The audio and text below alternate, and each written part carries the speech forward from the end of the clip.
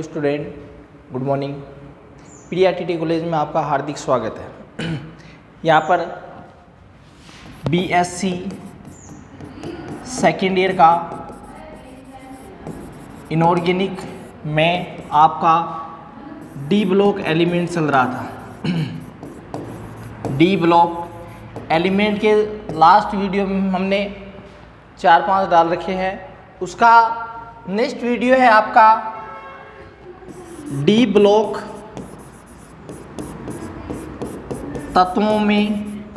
तत्वों के चुंबकीय गुण।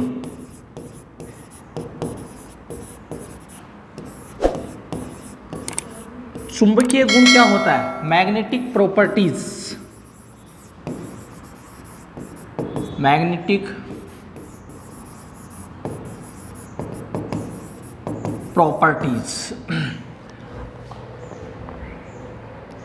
अब यहां पर मैग्नेटिक प्रॉपर्टीज क्या होती है? कोई भी पदार्थ है वो चुंबकीय प्रवृत्ति प्रदर्शित करता है। यहां पर कोई भी पदार्थ चुंबकीय प्रवृत्ति प्रदर्शित करता है। अब आपको पता है कि कोई भी यहाँ पर आवेश है, आवेश को क्यों है। अब इसको जिससे यहाँ पर मैंने कोई फोर्स नहीं लगा रखा है, यानी कोई आवेश है, ये एक जगह रुका हुआ है। आवेश एक जगह रुका हुआ है, तब तो केवल और केवल ये विद्युत क्षेत्र ही उत्पन्न करता है। केवल और केवल विद्युत क्षेत्र उत्पन्न करता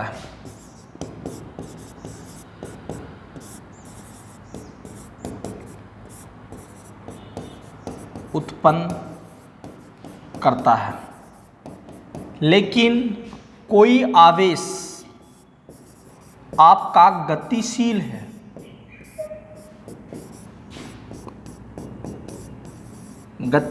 है, तो वो विद्युत क्षेत्र भी उत्पन्न करता है और चुंबकीय क्षेत्र भी उत्पन्न कर रहा है। विद्युत क्षेत्र एवं चुंबकीय क्षेत्र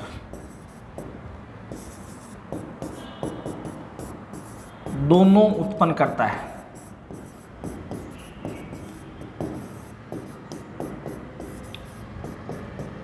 अब यहाँ पर परमाणु है, परमाणु के चारों तरफ नाभिक है। देखो ये चीजें हैं कि कोई भी आवेश है रुका हुआ है, तब तो आप केवल विद्युत क्षेत्र उत्पन्न कर रहा है, और कोई आवेश गतिशील है तो वो विद्युत क्षेत्र और चुंबकीय क्षेत्र दोनों रिप्रेजेंट करता है। नेक्स्ट में यहाँ पर आपका नाभिक है, न्यूक्लियस है। नाभिक के चारों तरफ इलेक्ट्रॉन्स रिप्रेजेंट है। इलेक्ट्रॉन क्या है? रिप्रेजेंट है। अब यहाँ पर इलेक्ट्रॉन किसकी बात बिहेव करेगा? आपका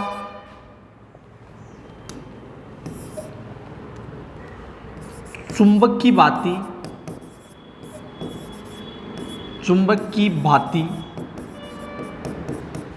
व्यवहार करता है। चुंबक की भांति व्यवहार करेगा। अब यहाँ पर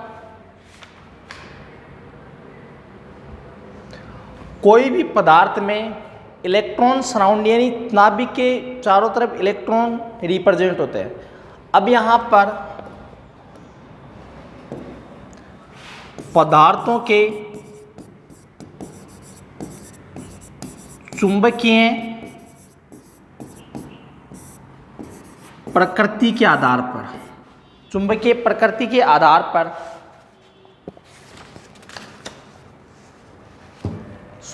चुंबकीय गुण या प्रकृति, चुंबकीय गुणों के आधार पर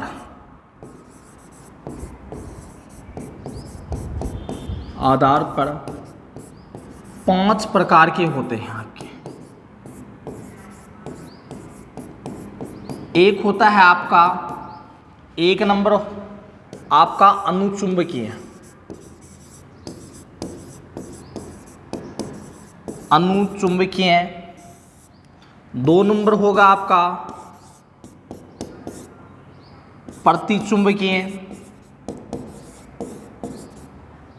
3 नंबर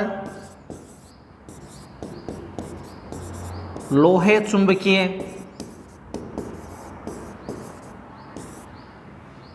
4था आपका है प्रतिलोह चुंबकीय।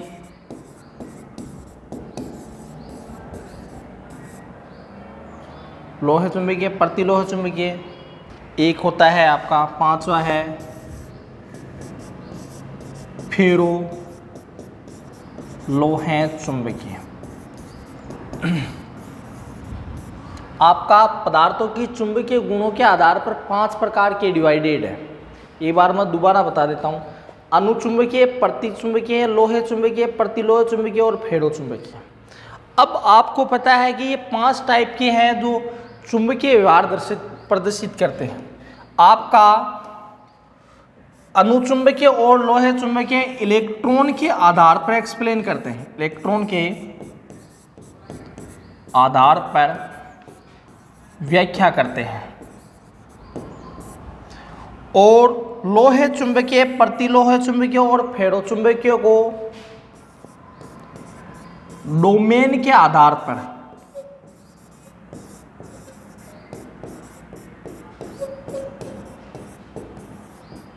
व्याख्या करते हैं।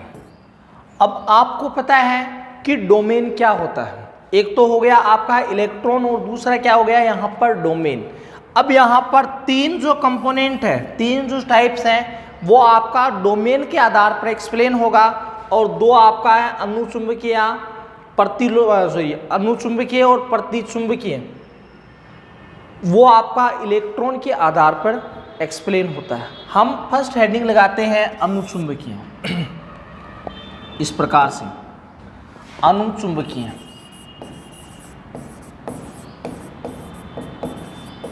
अनुचुंबकीय पदार्थ। अनुचुंबकीय पदार्थ क्या होता है? अनुचुंबकीय पदार्थ,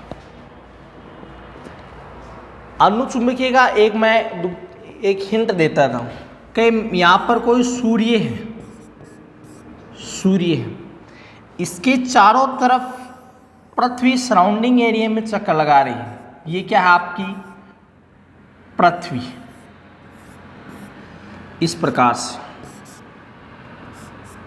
सूर्य के चारों तरफ पृथ्वी सराउंडिंग एरिया में चक्कर लगा रही है। तो ये एक चक्कर लगाती है आपका 365 दिन में, 365 डेज में एक चक्कर लगाते हैं। अब पृथ्वी अपने एक्स पर भी घूमती है। क्या घूमती है? पृथ्वी अपने एक्स पर भी घूमती है। इस प्रकार से ये पृथ्वी अपने एक्स पर भी घूमती है, अपने एक्स पर भी घूमती है। अब ये एक चक्कर लगाते हैं आपके 24 घंटे में, यानी 1 डेज, 24 घंटे में एक चक्कर लगाती है।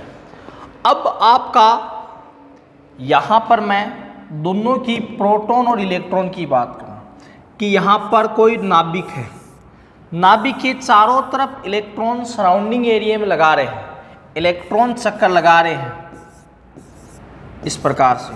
तो जो इस प्रकार की गति होती है इसको बोलते हैं कक्षीय गति। दोबारा सुन लो, नाभिक है, नाभिक के चारों तरफ इलेक्ट्रॉन चक्कर लगा रहे हैं, तो जो इस प्रकार की गति होती है उसको बोलते हैं यहाँ पर कक्षीय गति। जैसे सूर्य के पृथ्वी चारों ओर सराउंडिंग एरिया में चक्कर लगा रहे हैं। आई समझ में? अब दूसरा कि इलेक्ट्रॉन अपने एक्स पर भी घूमता है। इलेक्ट्रॉन क्या? इलेक्ट्रॉन अपने एक्स पर भी घूमता है।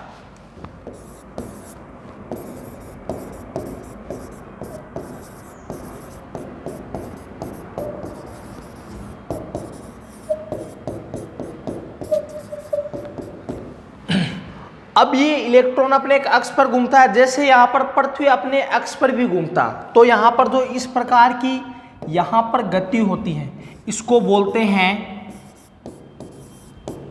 चक्रण गति। चक्रण गति दोनों, कोई भी यहाँ पर ऑर्बिटल्स है आपका, कोई भी यहाँ पर ऑर्बिटल्स है तो दो प्रकार की गतियाँ संभव है, एक तो आपकी कक्षीय गति और दूसरी आपकी चक्रण गति। अब मैं एक बार इसको लिख देता हूँ यहाँ पर दोनों की डेफिनेशन कि गतियाँ दो प्रकार की हैं, गतियाँ दो होती हैं, एक तो होती है आपकी कक्षीय गति। कक्षीय गति किसे कहते हैं? नाभिक के चारों ओर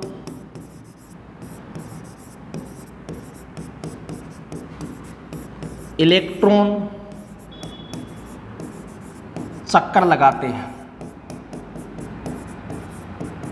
और दूसरा आपका है चक्रण गति, जिसको बोलते हैं स्पिन मोमेंट भी बोलते हैं। स्पिन मोमेंट इसको बोलते हैं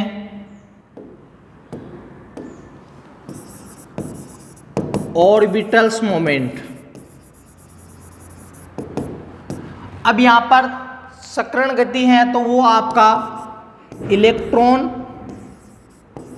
अपने एक्स पर घूमता है। अब इसी के आधार पर मैंने फर्स्ट टाइप आपको बताया था कि अनुचुंबकीय पदार्थ क्या होता है। अनुचुंबकीय पदार्थ जिसमें अनपेयरिंग इलेक्ट्रॉन्स प्रेजेंट होते हैं, यानी अयुग्मित इलेक्ट्रॉन प्रेजेंट होते हैं, तो वो अनुचुंबकीय पदार्थ होता है। इसमें दुर्बल आकर्षण फोर्स लगेगा और आकर्षण फोर्स लगने के कारण चुंबकीय बल रेखाएं पास पास आ जाएगी, और चुंबकीय बल रेखाएं पास पास में आ जाने के कारण इसमें जो फोर्स लगेगा वो आकर्षण लगेगा, और आकर्षण लगने के कारण आपका अनुचुंबकीय पदार्थ बनता है। देखो यहाँ पर मैं इस प्रकार से इसको नोटेट कर देता हूँ कि अनुचुंबकीय पदार्थ है,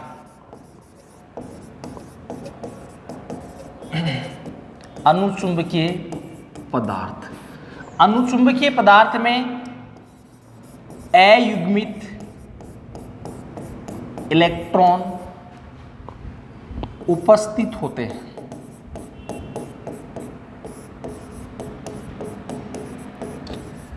अब यहां पर अयुग्मित इलेक्ट्रॉन किस प्रकार से उपस्थित होगा? यहां पर s ऑर्बिटल की बात करूं तो s में आपका खंड यानी एक डब्बा होगा, इसमें दो इलेक्ट्रॉन रिप्रेजेंट होगा।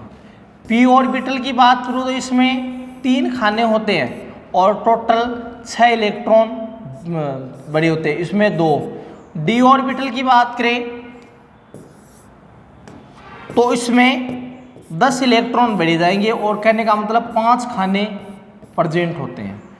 f ऑर्बिटल की बात करें तो इसमें 14 इलेक्ट्रॉन बढ़े जाएंगे, और आपके यहाँ पर 1 2 3 4 5 6 1 2 3 4 5 6 7, कहने का मतलब 7 खाने होंगे और 14 इलेक्ट्रॉन बढ़ जाएंगे।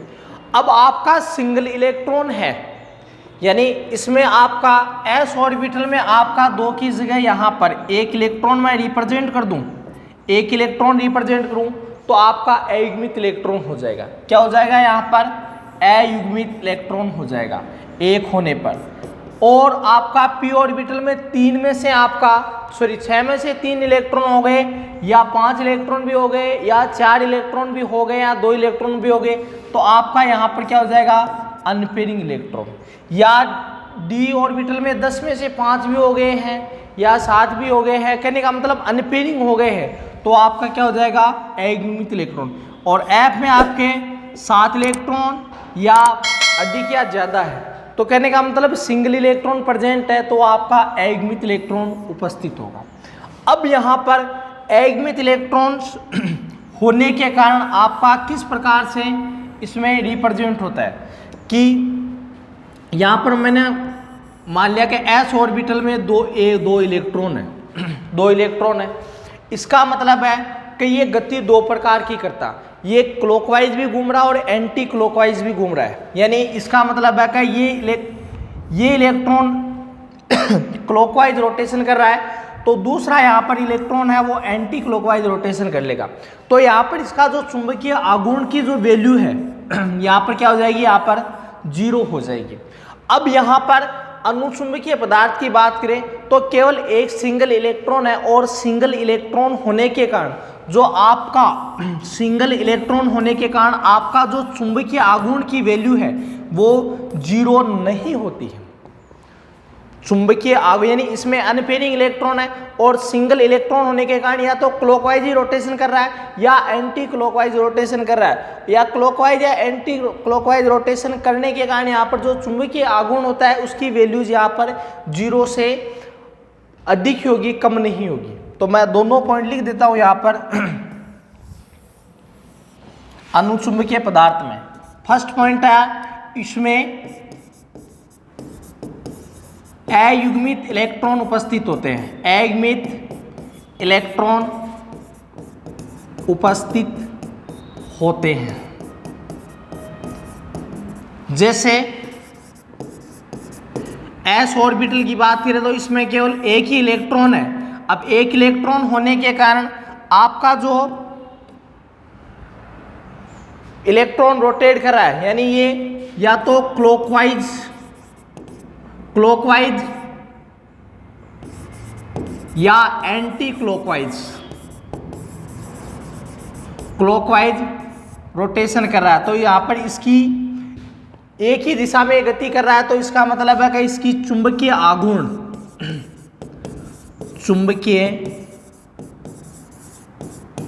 आघूर्ण जिसको म्यू से रिप्रेजेंट किया, म्यू बराबर 0 से आपका अधिक रहता है, यानी कहने का मतलब 0 वैल्यू नहीं आती है।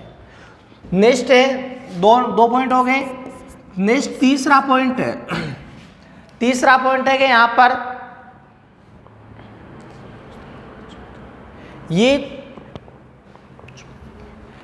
ये चुंबकीय क्षेत्र की दिशा में चुंबकीय क्षेत्र की अनुपस्थिति में चुंबकीय क्षेत्र की अनुपस्थिति में अपना चुंबकत्व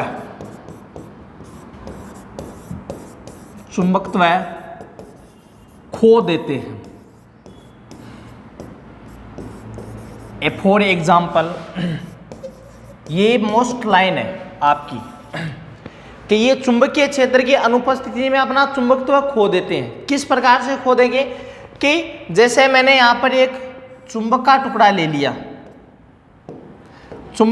ले लिया, इसके नीचे मैंने एक कील यहाँ पर अटैच करवा दी, उस कील को मैंने दूसरी कील से यहाँ पर और अटैच करवा दी, उस कील को यहाँ पर तीसरी कील पर और अटैच करवा दी, इस प्रकार चौथी कील, इस प्रकार मैंने 3-4 कील को उस चुंबक से अटैच कर दिया।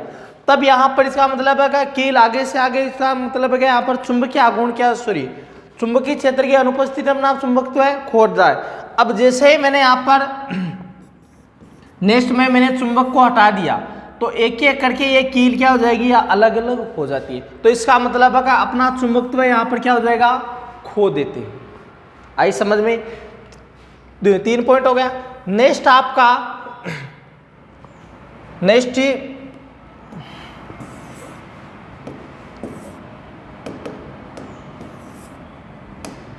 नेक्स्ट पॉइंट है आपका कि ये दुर्बल आकर्षण फोर्स के द्वारा ये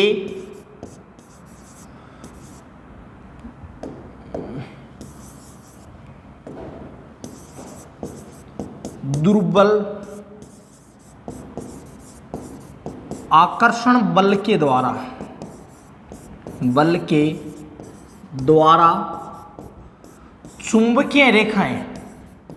चुंबकीय बल रेखाएं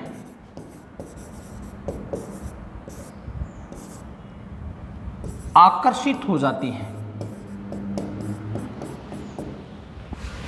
हो जाती हैं। जैसे मैंने यहां पर एन नॉर्थ और ये क्या है साउथ, इस पर मैंने चुंबक का टुकड़ा रख दिया। देखो इस प्रकार से मैं एक डायग्राम बना देता हूं इसका। इस प्रकार से यहां पर एन और दूसरा यहां पर मैंने एस, एक तो नॉर्थ और दूसरा क्या है साउथ है।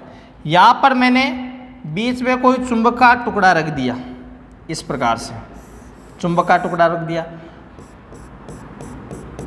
इसको बोलते हैं यहां पर चुंबक। अब जैसे यहां पर ये रेडिएशन या चुंबकीय बल रेखाएं निकलेगी तो ये अपनी ओर आकर्षित हो जाएगी, और आकर्षित हो जाने के कारण इस प्रकार से ये रेडिएशन निकलेगी। मैं दूसरे कलर से दिखा देता हूं, इस प्रकार से वन, दूसरी इस प्रकार से, इस प्रकार से। तो ये चुंबकीय बल रेखाएं अपनी ओर आकर्षित हो जाएंगी, चुंबकीय बल रेखाएं। अब इसके एग्जाम्पल है आपके फेरस, CO, और फेरस भी है, यहाँ पर CO है, Cu+2 है और Cr+2 है, आदि एग्जाम्पल्स हैं। ये तो आपका है अनुचुंबकीय। एक बार मैं दोबारा इसको रिपीट करवा देता हूँ कि क्या होता है चुंबकीय।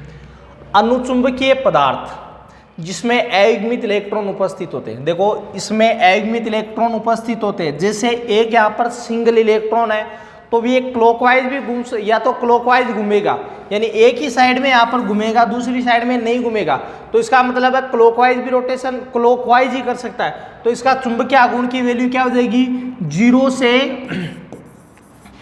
से अधिक हो सकती है। दूसरा, ये चुंबकीय क्षेत्र की अनुपस्थिति में अपना चुंबकत्व खो देते हैं। जैसे मैंने एक चुंबक रख दिया, चुंबक उसके बीच में मैंने जैसे जैसे कोई कील टच करवाई, जैसे मैंने चुंबक हटा दिया तो उसका चुंबकत्व पूरा क्या हो जाएगा, गायब हो जाएगा। ये मैंने यहाँ पर ये डायग्राम बनाया गया।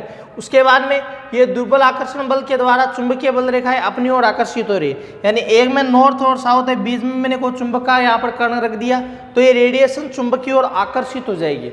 आकर्षित होगी तो यहाँ पर क्या हो जाएगा, इसका यहाँ पर जो दुर्बल वीक बॉन्ड है वो आकर्षित हो जाएगा, और आकर्षित होने पर उसको क्या बोलते हैं यहाँ पर अनुचुंबकीय पदार्थ। एग्जाम्पल, जैसे यहाँ पर कोई लोहे की चीज को जैसे यहाँ पर चुंबकीय क्षेत्र में रखने पर आकर्षित हो जाएगी, या Cr की या Cu की, तो उसमें आप अपनी ओर आकर्षित हो जाएगी, और अपनी ओर आकर्षित हो जाने के कारण यहाँ पर ये कंडीशन कैसी होगी इसकी, अनुचुंबकीय पदार्थ की हो जाती। अब नेक्स्ट दूसरा यहाँ पर पॉइंट है इसका,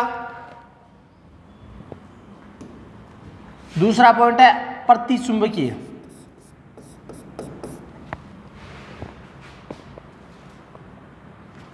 दूसरा पॉइंट प्रतिचुंबकीय।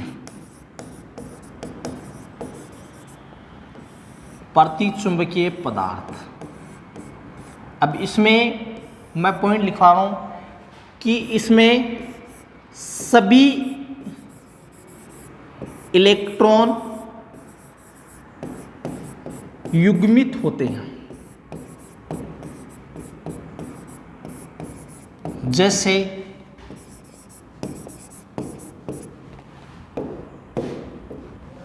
जैसे यहां पर s ऑर्बिटल में मान लो कि एक डब्बे में 2 इलेक्ट्रॉन है, तो ये आपका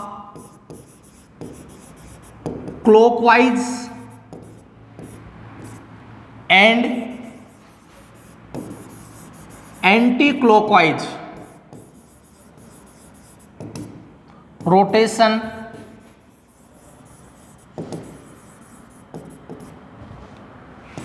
कर सकता है।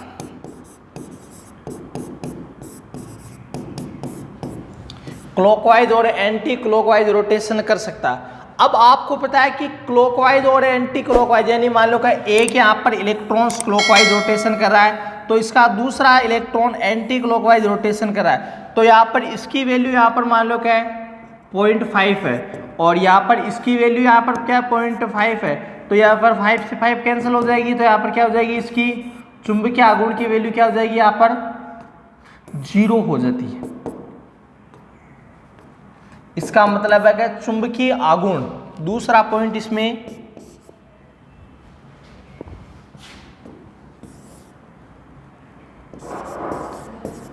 चुंबकीय आघूर्ण की वैल्यू जिसको म्यू से रिप्रेजेंट करते हैं, यहां पर 0 होती है। नेक्स्ट 2 पॉइंट हो गए, सभी इलेक्ट्रॉन युग्मित होते हैं, इसका मतलब है कि क्लॉकवाइज भी रोटेशन कर रहा है, एंटी क्लॉकवाइज भी रोटेशन कर रहा है। दूसरा यहाँ पर चुंबकीय आघूर्ण, इसकी यहाँ पर म्यू की वैल्यू क्या है 0 रहेगी। अब नेक्स्ट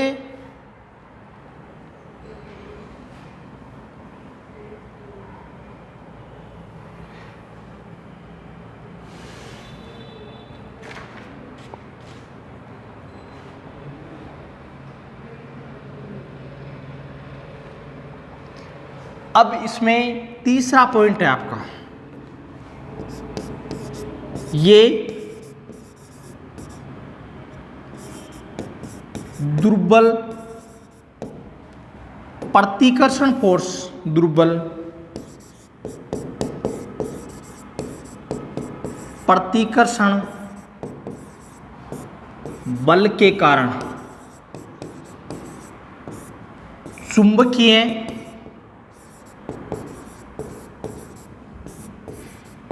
बल रेखाएं दूर दूर चली जाती हैं।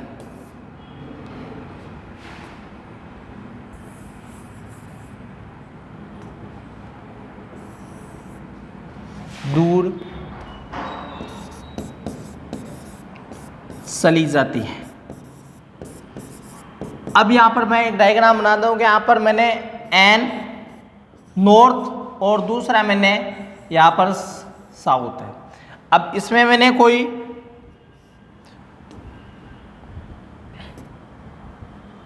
चुंबक का क्रिस्टल रख दिया मैंने, ये क्या है आपका चुंबक। अब यहाँ पर जैसे ही यहाँ पर रेडिएशन आएगी तो इसके दूर दूर से यहाँ पर रेडिएशन आएगी। इसका मतलब है ये चुंबक प्रतिकर्षण फोर्स लग रहा है, प्रतिकर्षण के कारण यहां पर ये चुंबकीय बल रेखाएं प्रतिकर्षण के कारण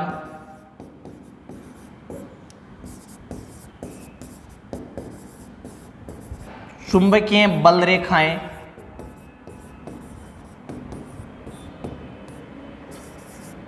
दूर दूर चली जाती है।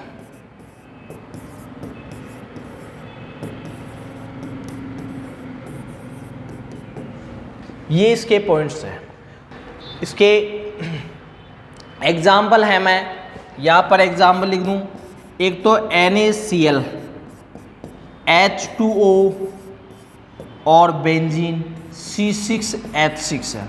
अब तीनों को मैं कोई फेरस या मैं चुंबक, तीनों को चुंबक के पास, चुंबक इसके पास में लेकर जाऊं, तब इस पर कोई इंटरेस्ट नहीं होगा। और इंटरेस्ट नहीं होगा तो यहाँ पर बताएगा, आपको बताएगा यहाँ पर चुंबकीय व्यवहार दर्शाएगा नहीं, और चुंबकीय व्यवहार नहीं दर्शाएगा तो उसको क्या बोलते हैं, प्रतिचुंबकीय पदार्थ बोलते हैं। एक बार मैं दोबारा इसको समझा देता हूँ कि प्रतिचुंबकीय पदार्थ क्या होता है। सभी इलेक्ट्रॉन युग्मित होते हैं। अब जैसे यहाँ पर इसमें इलेक्ट्रॉन युग्मित है कि यहाँ पर सिंगल जोड़ा नहीं होता है, सिंगल जोड़ा नहीं होता है। अब ये क्लॉकवाइज भी रोटेशन कर रहा है और एंटी क्लॉकवाइज भी रोटेशन कर रहा है, तो अर्थात यहाँ पर इसकी जो वैल्यूज है, म्यू की वैल्यू यहाँ पर क्या हो जाएगी, यहाँ पर 0 हो जाएगी। अब चुंबकीय आघूर्ण की वैल्यू क्या हो जाएगी, यहाँ पर 0। अब इसके यहाँ पर ये दुर्बल प्रतिकर्षण फोर्स के कारण यहाँ पर चुंबकीय बल रेखाएं दूर दूर चली जाएगी, यानी यहाँ पर इसमें जो फोर्स लगेगा वो प्रतिकर्षण लगेगा और प्रतिकर्षण फोर्स लगेगा। यहाँ पर मैंने यहाँ पर चुंबक को रख दिया और जैसे यहाँ पर रेडिएशन निकलेगी तो यहाँ पर कोई इंटरेस्ट नहीं है। जैसे NaCl है, यहाँ पर H2 है, यहाँ बेंजीन है, तो इस पर कोई इंटरेस्टेड नहीं है। और कोई इंटरेस्टेड नहीं होने के कारण आपका पता है कि यहाँ पर प्रतिकर्षण फोर्स दूर दूर चला प्रतिकर्षण बल के कारण यहाँ पर चुंबकीय बल रेखाएं क्या हो जाएगी, दूर दूर चली जाती है। ये दूसरा इसका टाइप्स है। अब नेक्स्ट आपका है लोहे चुंबकीय। नेक्स्ट आपका है लोहे चुंबकीय, तीसरा टाइप्स।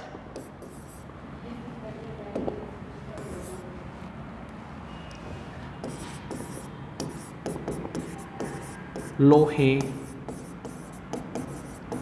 चुंबकीय पदार्थ। क्या होता है लोहे चुंबकीय पदार्थ? लोहे चुंबकीय पदार्थ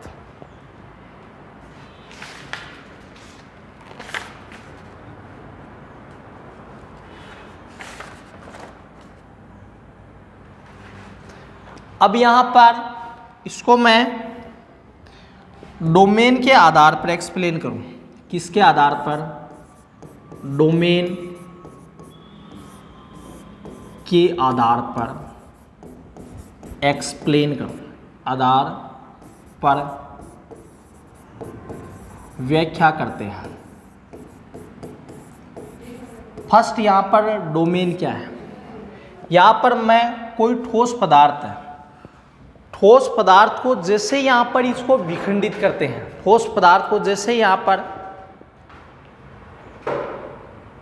ठोस पदार्थ के छोटे छोटे खंड हैं जो एक साथ विखंडित होते हैं, तो वो प्रत्येक खंड आपका डोमेन की भांति बिहेव करेगा। प्रत्येक जो पार्ट है वो आपका डोमेन की भांति बिहेव करेगा।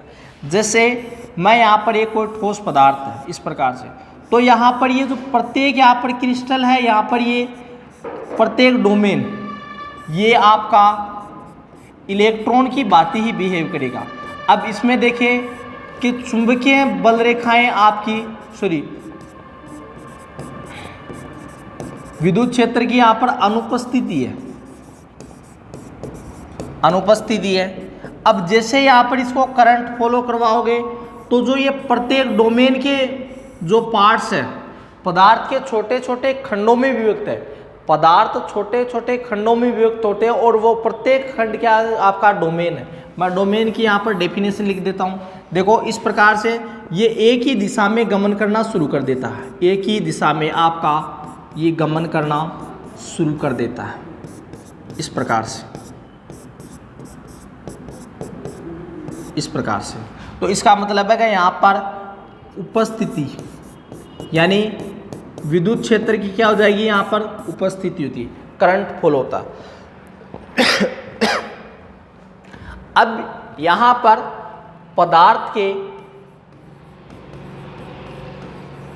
छोटे छोटे पदार्थ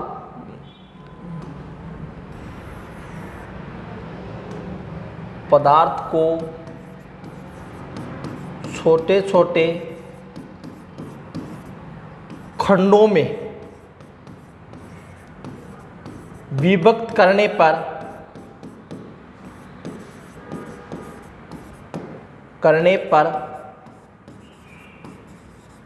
प्रत्येक खंड डोमेन की भांति यानी इसमें करंट फॉलो होता है, डोमेन की भांति व्यवहार करता है, डोमेन की भांति बिहेव करता है। अब यहाँ पर लोहे चुंबकीय पदार्थ है, इसमें मैंने कोई भी प्रकाश तंतु या कोई प्रकाश की उपस्थिति में इसको फॉलो करूं, तब पहले तो अंश यहाँ पर इलेक्ट्रॉन व्यवस्थित होते हैं। जैसे इसको मैंने उपस्थिति में यानी प्रकाश की उपस्थिति में या विद्युत क्षेत्र लगाने पर यहाँ पर ये डोमेन के जो इलेक्ट्रॉन है वो संरेखित हो जाएंगे। क्या ये टॉपिक लाइट की वजह से यहाँ पर ही बंद कर रहा हूँ। नेक्स्ट क्लास में हम फेरोचुंबकीय और प्रतिचुंबकीय पर डिस्कस करेंगे। तो नेक्स्ट क्लास में 2 टॉपिक बच गए और इसमें थोड़ा बहुत कोई बच गया तो मैं दोबारा उसको रिपीट कर दूँगा। ओके।